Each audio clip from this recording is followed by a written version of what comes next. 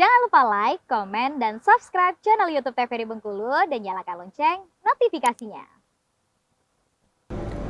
Assalamualaikum warahmatullahi wabarakatuh. Apa kabar pemirsa Opini? Ketemu lagi. Obrolan pagi ini kembali menyapa Anda semua yang pasti di hari ini mudah-mudahan semua dalam keadaan sehat walafiat. Tentunya bersama saya Iqbal Fatwa yang akan menemani kita berbincang bersama pagi hari ini. Pagi hari ini spesial sekali, terlihat dari kostum saya.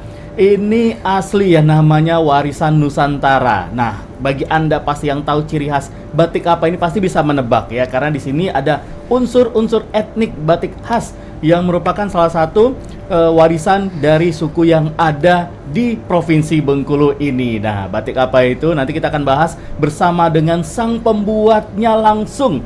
Kita undang ke studio Opini. Nah, yang jelasnya untuk pemirsa Opini jangan lupa ya selalu yang namanya follow sosial media dari TVRI Bengkulu untuk dapat informasi-informasi update ya, ada program acara apa, terus juga ada berita apa di TVRI Bengkulu, langsung aja follow di semua sosial medianya. Sudah hadir di studio Opini yang membuat baju saya hari ini luar biasa sekali. Ini suatu kebanggaan bagi saya untuk juga menjadi bagian melestarikan warisan Nusantara asli punya Provinsi Bengkulu. Sudah hadir, ini dia Arumiati Saadah. Assalamualaikum Mbak Arum. Waalaikumsalam. Ini saya manggilnya Mbak Arum, Arumiati atau Saadah. Biasa dipanggil teman-teman siapa Mbak? Biasa kalau keluarga itu manggil saya Arum. Arum. Tapi kalau teman-teman ada juga yang manggil saya Arumi. Arumi, oke. Jadi Arum boleh. Arum boleh ya, biar namanya semakin muangi ya, Arum. Mbak Arum, apa kabar hari ini Mbak? Alhamdulillah sehat walafiat. Luar biasa. Ini Mbak Arum ini kan asalkan bukan dari kota Bengkulu. Ya. Waduh, berarti ini dari subuh-subuh tadi udah jalan langsung meluncur ke studio Opini ya? Iya benar, subuh-subuh, sebelum subuh malah. Oh, sebelum subuh? Kami dari Kota Curug, Kabupaten Rejang Lebong, ke Bengkulu khusus untuk TVRI Bengkulu. Wih, luar biasa. Salut Mbakku.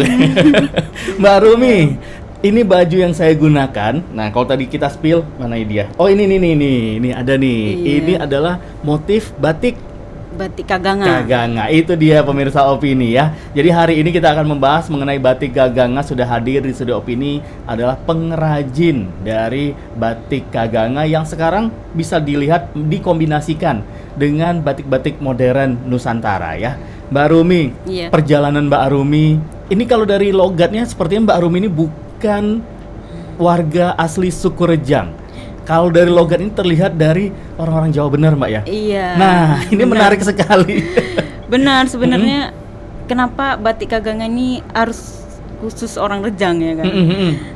Kami orang asli Jawa dari Pekalongan yang batik ini kan aslinya emang dari Pekalongan kan? Ibu betul. saya sendiri dari Pekalongan dan saya juga lahir dari Pekalongan.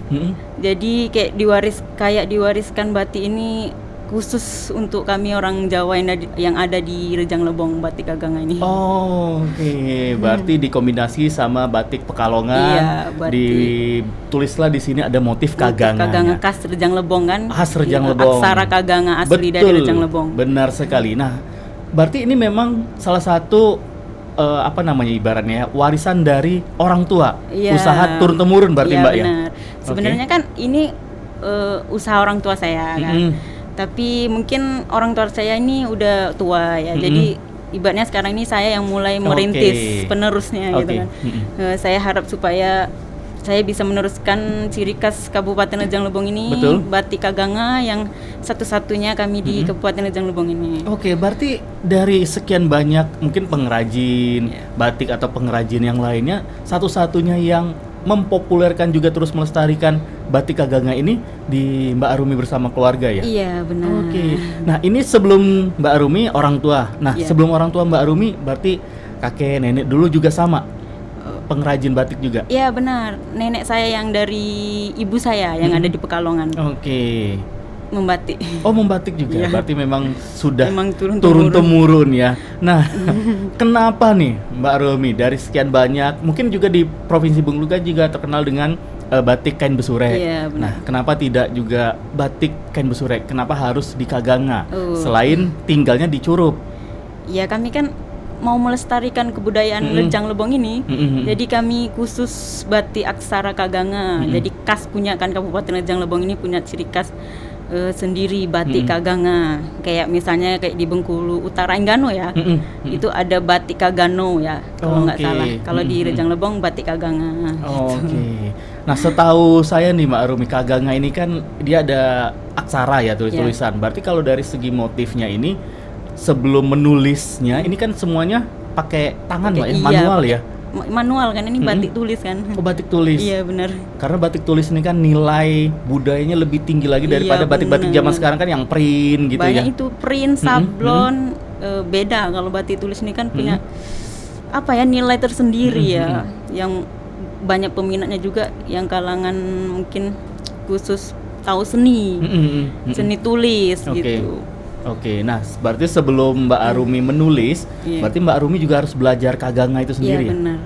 Yang pertama itu kan ibaratnya tuh kita belajar Kaganga itu mungkin dari SD lah ya. Kalau kami di Lejang Lebong itu kan sekarang dari SD itu kan udah diajarin aksara Kaganga. Sudah masuk mata pelajaran gitu Mbak ya. Jadi agak tahu sedikit-sedikit gitu.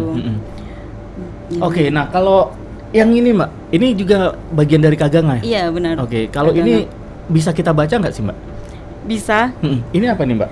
Itu artinya ini Kaganga. Oh, Kaganga ini. Oke, ini kalau di Indonesia kan artinya Kaganga berarti.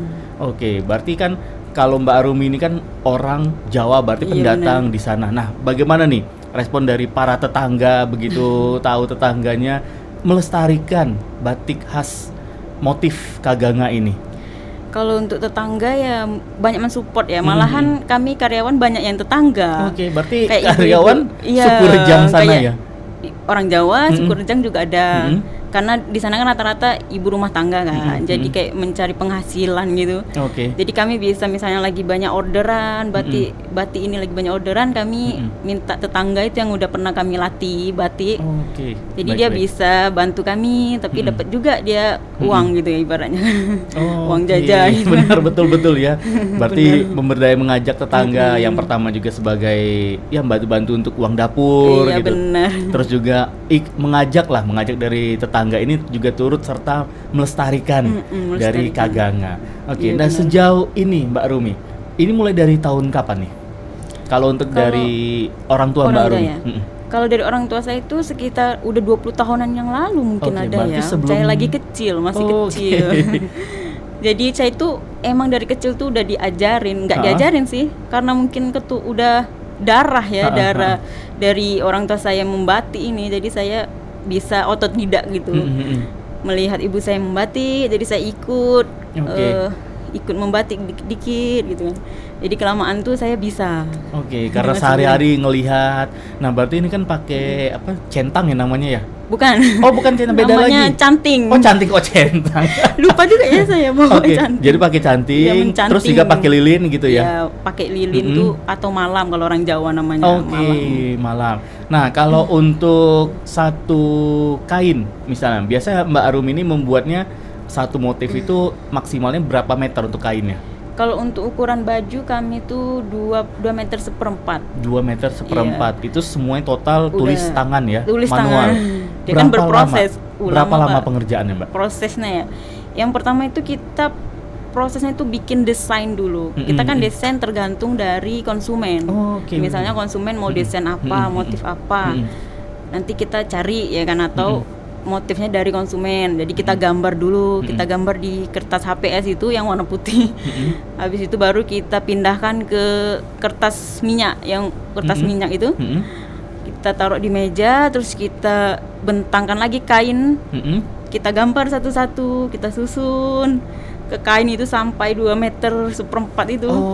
Pindahkan desain yang ada di plastik itu, kertas minyak tadi ya. Nah, berarti dari proses awal nih, misalnya saya mau request nih motif ke Mbak Arumi, berarti begitu datang Mbak Arumi gambar dulu di kertas. Berarti hasilnya nanti dilihatkan lagi ke konsumen. Benar. Seperti ini oke atau tidak gitu ya? Iya, benar.